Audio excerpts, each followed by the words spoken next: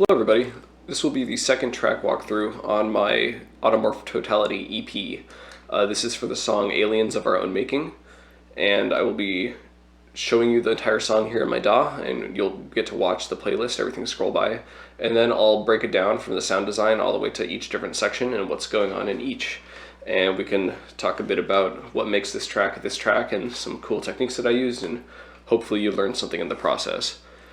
This track will sound a little different on the output here than it does on the EP that you can officially hear on Bandcamp or Spotify or wherever, because the one that's on all the official places was mastered by Woolg, who is better at mastering than I am, as I said in my last video.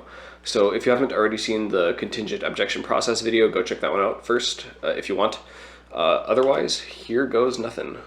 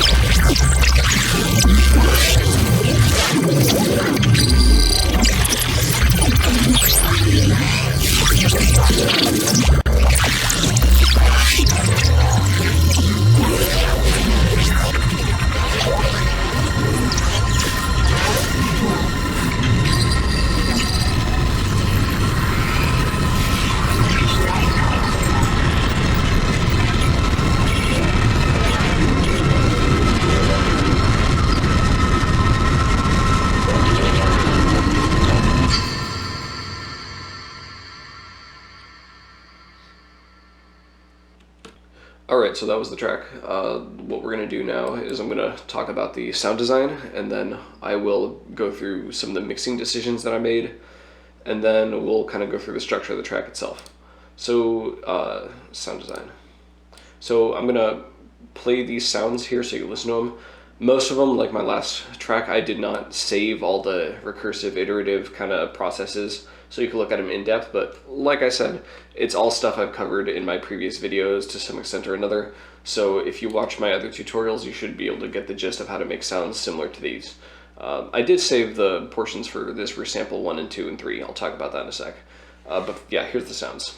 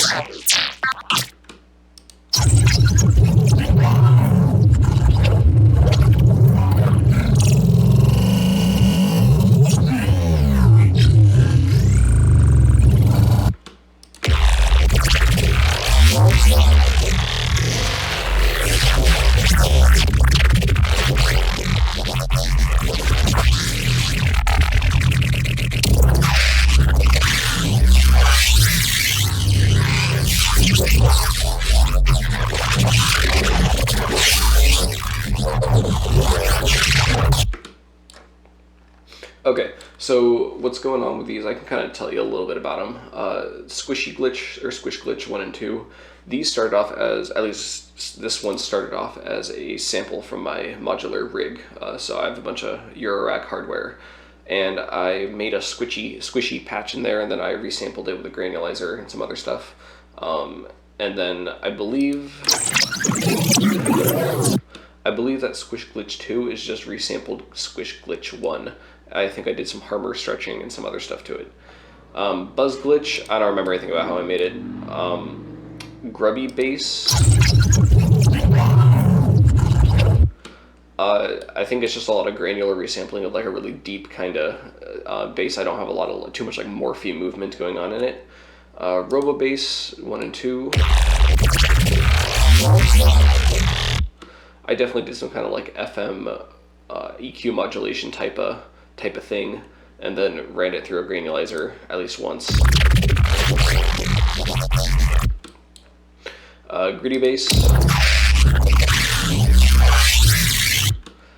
I think this one is a lot of harmonic scrubbing, and I made heavy use of the logarithmic distortion, I think, if I remember correctly, and the formant type control in the resampling, in the resynthesis window. And so those are those. These resample ones here, so these are actually chunks of the song that I recorded and then it did stuff to them. In this case, it's the, I think I actually still have it in the mixer. Yeah, so in here I did the whole fruity balance, modulate the volume control into a reverb, into a wave shaper, and then into a Maximus with this whole funny Maximus business going on each of the bands. And again, I've talked about this in a previous video, so I'm not going to go into detail here. And then a limiter to kind of squash it all back down. But yeah, so taking part of the track and then glitching it out further, it allows you to get more kind of cool bits and chunks that you can then go and build more parts out of or replace existing parts of the song with. And they're different from what you already have, but they're similar enough to where it still sounds like on theme. And so that's what, so here's resample 1.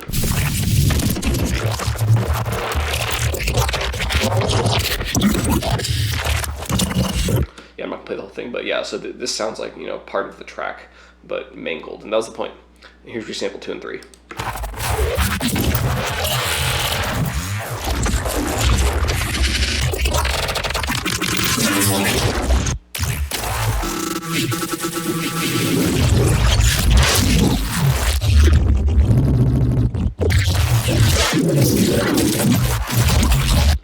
So these both sound like it was just run through a Granulizer instead of doing the Maximus funky business.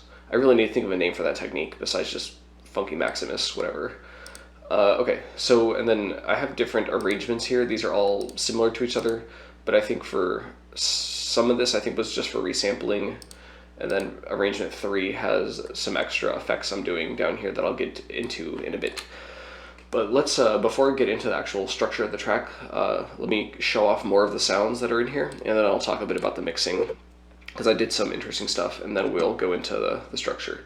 So I have a pad here. So this is a pad made by Heavy Hearted from the Glitch with Friends pack. It's in here in ambience and texture, so it's one of these Heavy Hearted ones. In fact, I can tell you which one. It's the Heavy Hearted 14 one. Yeah, so that's just have a statistical distortion, and then a filter with some distortion, and then yield, reverb, and EQ on it. So that's that pad. I only use that a couple times in here. I have a little bleepy lead synth that I'll show off in a bit over here because it's doing more interesting stuff in this section. But these are all glitches either from that I made using in the sound design, or they're from my own private stash, like this nested one. I'm pretty sure I made that one myself. That's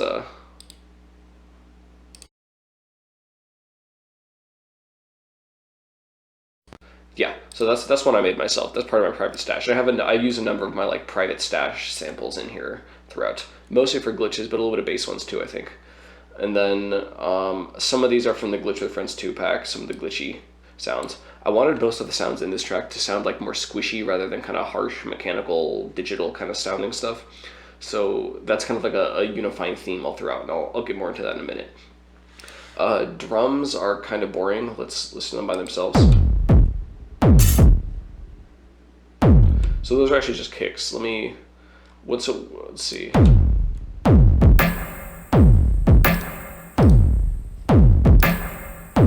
I have two kicks here, and they're kind of like the last track. It's so that you can get like different articulation with your kicks. We have, one of them is, so this one's shorter, and this one's longer, and they're actually pretty similar kicks to each other. I think I made them about at the same time using the same patch from my modular. They're from my No Coast, I think. And by having two of them, you can put more kicks in a smaller period of time, and by switching between the two, you can keep it from sounding repetitive. And by having a long and short one, you can kind of play off that rhythmically off each other. So just having like one repetitive kick, you add some variance to it. It's kind of hard to explain, but it helps it sound more interesting. They're going into a sidechain compression. So actually, no, I take that back. This little sidechain compression thing is actually not one of these kicks.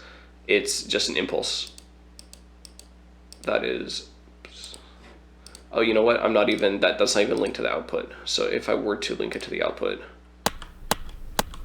it's just a little click. And then I'm using that as a sidechain compression source for a number of different groups, and I'll get into that in a second. I have, let's see, I guess I didn't use this one at all. Oh no, yes I did.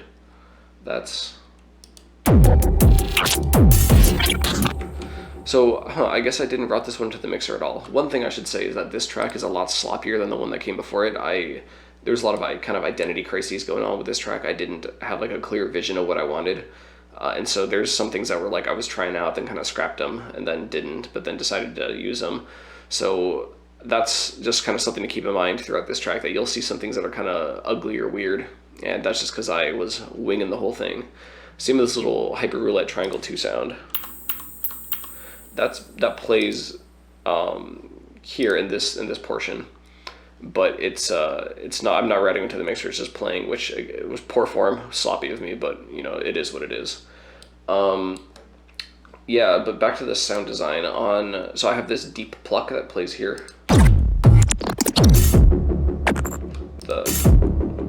So that's it's a Serum patch, and it's supposed to sound a bit like like one of those kind of square filter kind of type things, but I'm using this 4088 wavetable instead.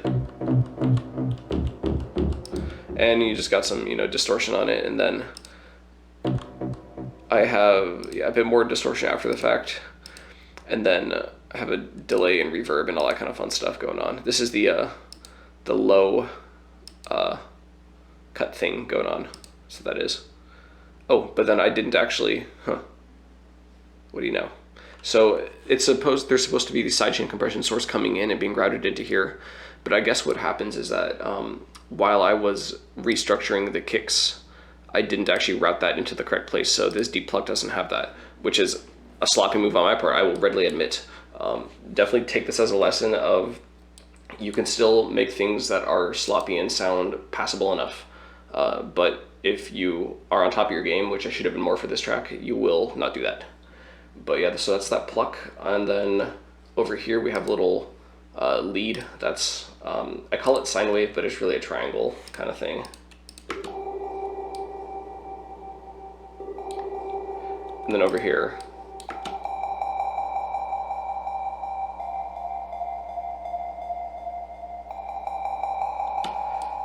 so that's mostly just for a bit of like ambiance. And then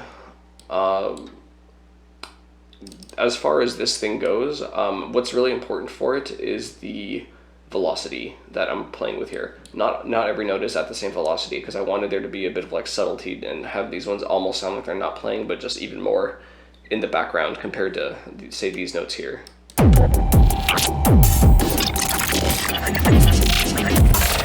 So you can barely hear them being played, but if you were to take them out, it would sound not good. I mean, or at least it would take away something that is currently there. So that's an important consideration. And then right here I have this riser. This is just an impact from the Glitch with Friends pack. It's a Claude impact, but then I reversed it.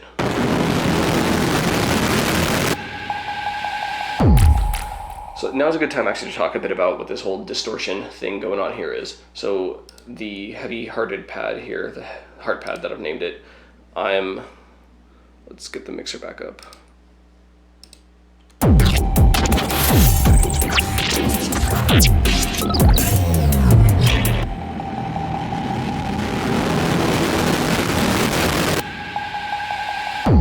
So you'll see that what I'm doing is controlling this cutoff, and then before the distortion, and then I'm controlling how much the distortion is going in, and that's just to give it a kind of like make it sound like it's deteriorating and getting kind of destructed as it goes through here, through this section here, I should say. And so it's just a build up. It's just a technique to add some texture to it as we build up into this kind of drop section. And what I do is I actually have it cut out a bar before the drop to give it, because this takes up a lot of space. Listen.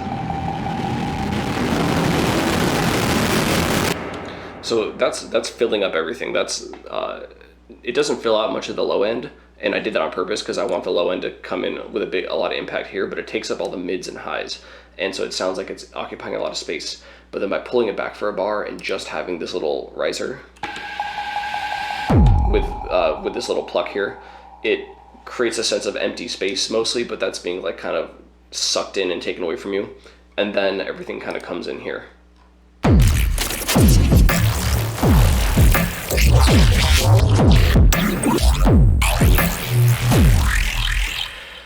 So everything here after this part is in 5/4, and previously everything before it is in 4/4, and I just wanted to throw in a time signature change. I wanted this first part to sound relatively not familiar necessarily, because I have a lot of like weird sounds playing, but it's still something you can easily follow. There's a 4/4 drum structure. There's synths that are kind of playing, and there's like a melody you can follow, and it's tense. It's not like a super comforting kind of thing, but it's there. It's like a context the listener can understand, like follow more easily. And then once you're kind of settled into this 4/4 synthy type of intro, and then I wanted to switch that up and switch the time signature, which means you got to get used to the rhythm all over again, because it's in 5/4, and I don't have the snares playing every other beat because it doesn't work with 5 beats. So I got the snares doing funky stuff. So I mean, they're not playing at a regular interval, I guess is the point I'm making. And all the sounds actually going on are just a mixture between the glitches that I made, the basses that I made, and then this Vital patch, which I titled Raw Squish. And let's talk about this a little. So this is a patch in Vital. Vital came out pretty recently, but I've been beta testing Vital for, I want to say a year, maybe, I don't know, a long time. And I made this patch a while ago when it was still a lot like further back in the beta, and luckily most of the features are still like pretty, I guess I should say a lot of the features that are present now were present back when I made this particular patch, or were in some kind of similar form back then. So this patch is still pretty like useful if you're just getting into Vital now when it's in its complete state. I have 3 wavetables going on. There's this clicky robot one. Is there a way for me to play this by itself?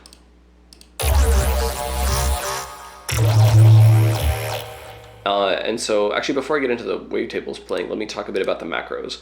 So I have 3 macros, this notch, this peak 1, peak 2, and then FM. And they're pretty self-explanatory. There's a big notch.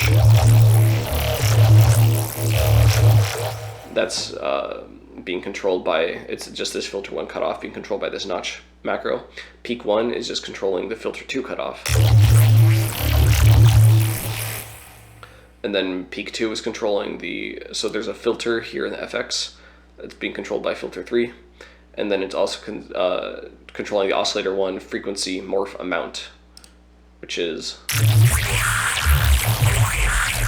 this control here, and I have it set to 4 mid scale. And then FM is just controlling the FM quantity. And then what's going on here, so I have this clicky robot wavetable, and then I have a just kind of Vital sine 2, which is reinforcing. It's supposed to be a sub-reinforcement, but the way that this is being scrolled up and down is actually kind of adding some higher harmonics to it, so it's a little bit of sub, but a bit more. It's being fully RM'd by, or almost fully RM'd by oscillator 3 here, which is 1 octave above these other 2, and it's like half of a sine wave. It's this shape, and so basically it's being Vital sine 2 is kind of being turned on for like half a cycle, and then turned mostly off. There's a bit of DC offset to this, which I probably could have done something about, but I didn't. And that's affecting, so that means that the way that Vital sine 2 affects or frequency modulates wavetable 1 based off of this FM macro is different than if you didn't have this RM, because now the character of this one is changed before it frequency modulates this. So things to keep in mind, and neither of these 2 are going out. These are both like modulator. Oh yeah, so I guess this wasn't a sub-reinforcement. Sorry, it's been a while since I made this thing. Yeah, so this was just for frequency modulating this. The entire sound basically comes from the clicky robot wavetable. Which I'm a little surprised I don't have a sub-reinforcement. In retrospect, I probably should have done that, but it's okay. No biggie. Let's see. Let's see, what's this controlling? So yeah, so this peak right here is just being randomly controlled by this sine interpolate random modulator. It's going into a sine fold distortion, and then it's going through a multiband that's squashing it pretty decently hard to just, get it nice and thick and juicy. And then it's going into this destructor, which I might be modulating this control, I'm not 100% sure, or sorry, automating it. But then a bit of EQ to give it some shape, a Maximus to kind of beef it up even more. I got the, yeah, so I have the this patcher thing, but one thing that I'm realizing I did here is that, so I have all these patchers, but they're not doing anything actually, because I ended up routing all my bases until this bass bus, and this bass bus is where, here it is, that's where I have this kick sidechain compression input coming in, and so I have the bass audio, which is a lot of the resampled audio that I did, and then that raw squish Vital instance all going here into bass bus, and then all that goes into mid group where I have similar group processing going on. So again, not the cleanest, and there's a lot of like kind of artifacts of my previous attempts of doing things scattered about, which are clearly confusing me now months down the line after I made this. But yeah, another lesson in keeping your shit clean. But it worked ultimately. So that's what's going on with that bass. And then of course I'm just controlling all the different macros here with these automation clips, macro 1 through 4. And I kind of wish FL would actually take the name of the macro in the synth, but it doesn't do that. But oh well, there's a lot of UI things I don't like about FL. Let's see, as far as sound design goes, the only other sound in here worth keeping track of is this pad here, which only comes in at the end. Let's play it.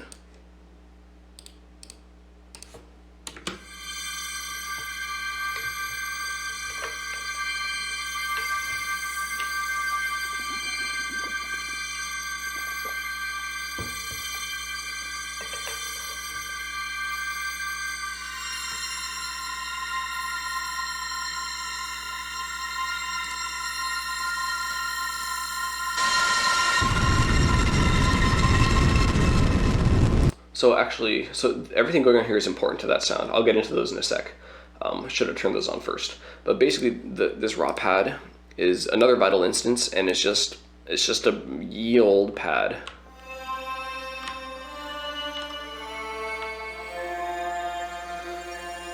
I don't have anything really crazy going on here. It's just a wavetable of mine from the Go to Friends pack, my cybergoth wavetable.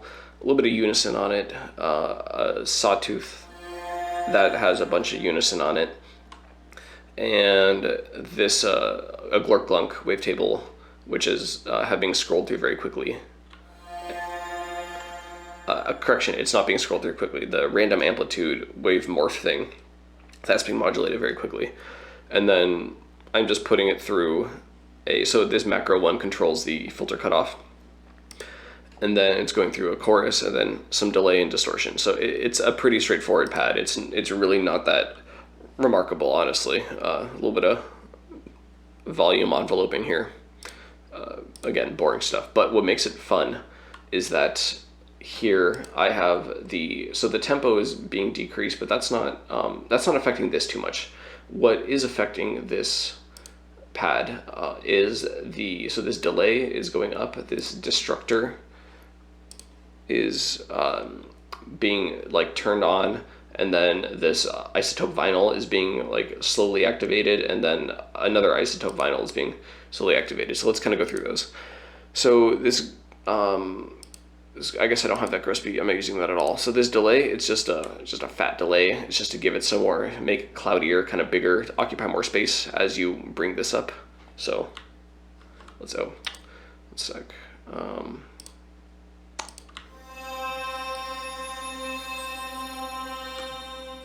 Yeah, it's what you expect. This isotope vinyl. Oh yeah, so one of these isotope vinyls is for the pad. The other one is for all this stuff up here. The one on the pad, I just have this warp depth. Actually, I have warp depth, scratch, dust, wear, and mechanical noise all up. So that's really changing the character of the sound. So let's.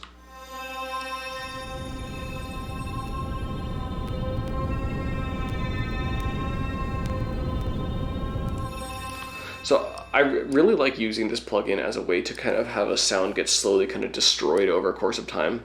Warp depth gives it a sort of like a vibrato that's reminiscent of vinyl discs, and then scratch makes it sound scratchy, for lack of a better term, and then dust gives it like some dust artifacts, like the kind you would hear if there's dust physically on a vinyl. I had electrical noise mostly down because it adds a really like loud low-end hum that I was undesirable for this application, but it sounds pretty cool. And then wear and mechanical noise are just further artifacts you could induce. And so those all combined make this pad sound like it's just getting slowly like destroyed over the course of this this little, was this 8 bars? Yeah, this 8 bar section here. And then, yeah, so that's kind of it for sound design. I already went in doing that, I kind of went into a bit of everything, like the actual kind of structure and mix of the track. As far as mixdown, it's the most notable thing, I guess, is the fact that I'm doing a lot of bussing. So these kicks are relying on this sidechain compression kind of control that is just playing alongside them, and it's not a ghost kick because it's actually an impulse. But what really matters is not the actual character of the sound, more so just like its volume, and then I can envelope it around an impulse.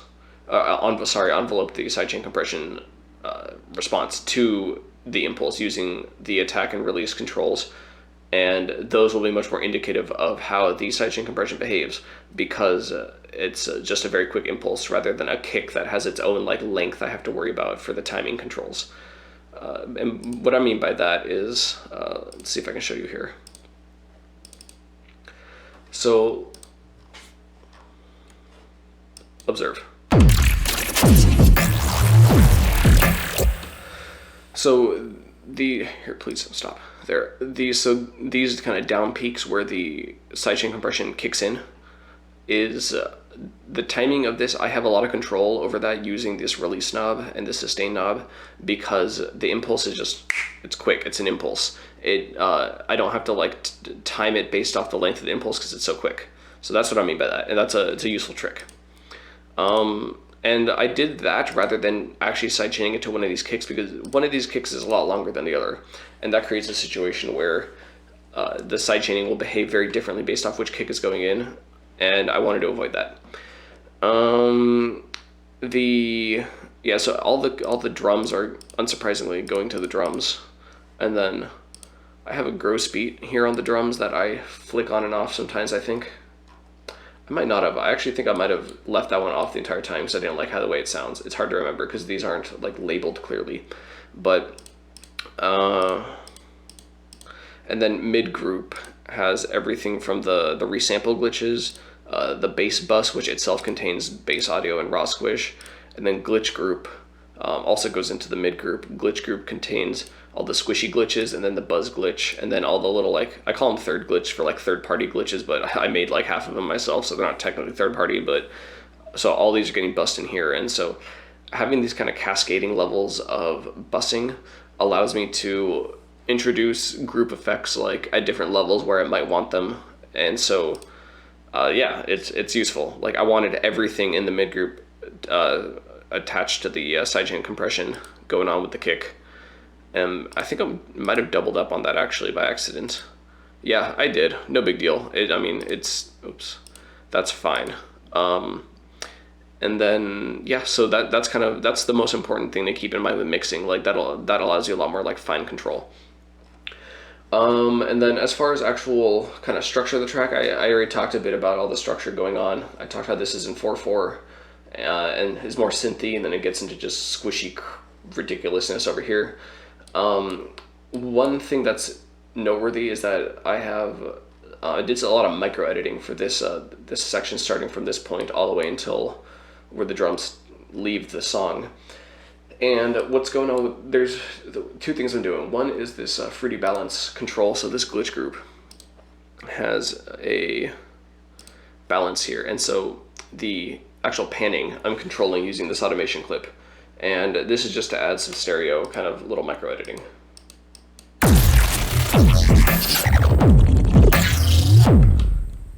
As such.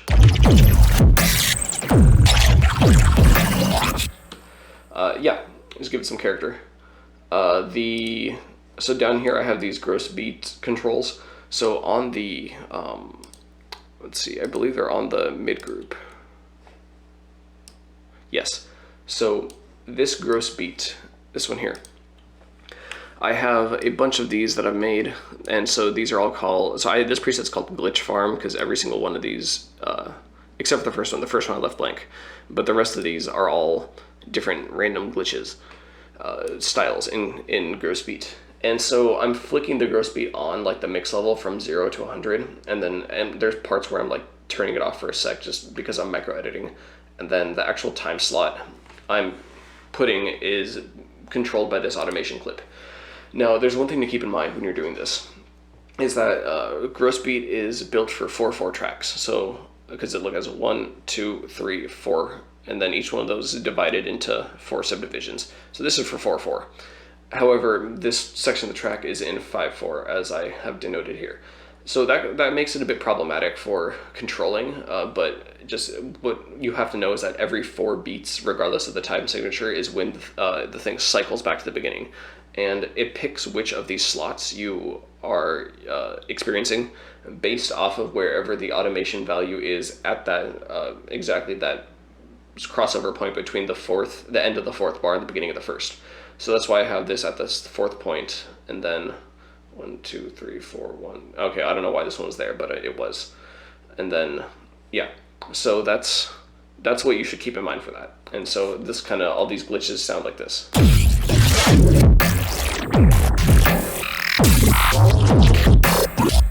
If we turn these off, this sounds like raw.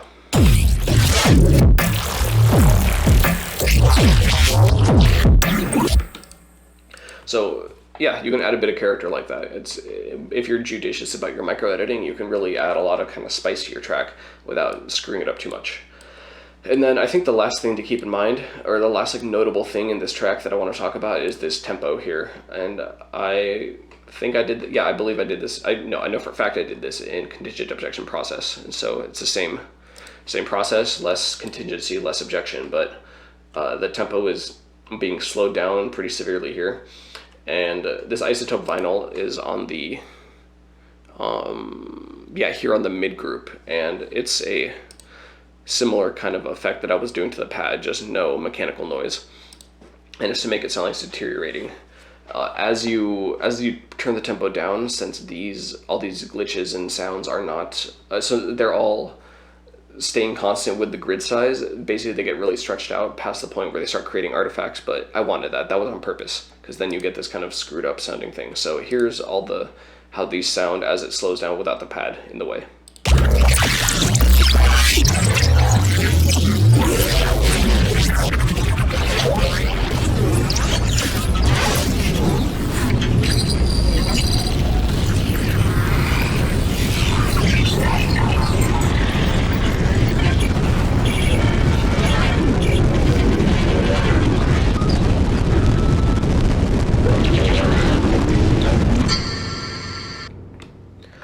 Yeah, so you get the idea. And yeah, that was just kind of, that whole outro is getting this thing to just kind of fall apart. And so I'm trying to think if there's anything else worth noting. I don't think so. As far as this track overall goes, like I said, it's a lot sloppier than the track before it. It all worked out in the end. It's obviously a track I'm proud of because I put it on my EP, but I definitely recommend, for your own sanity, to stay a bit more organized when you're making things.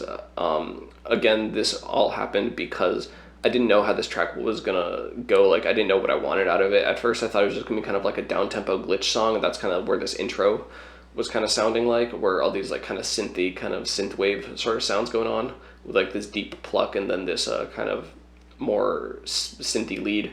But then I started doing sound design, and all my glitches were coming out really squishy, and I didn't know what to do with them. And then I ended up making some basses. I'm like, oh, these are cool. And then before you knew it, this thing was all over the place. So just, it's a thing to keep in mind when you're doing your own stuff. Ultimately, as long as you can get your mixing under control, that's kind of the big part. Because if you just kind of let mixing stay sloppy, that's where the problems lie. But as far as the actual composition, it can be as sloppy as you want, but as long as like the listener doesn't think it's sloppy, then that's what really matters. But as we saw, we look under the hood here and it's still a bit of a disaster, but no biggie.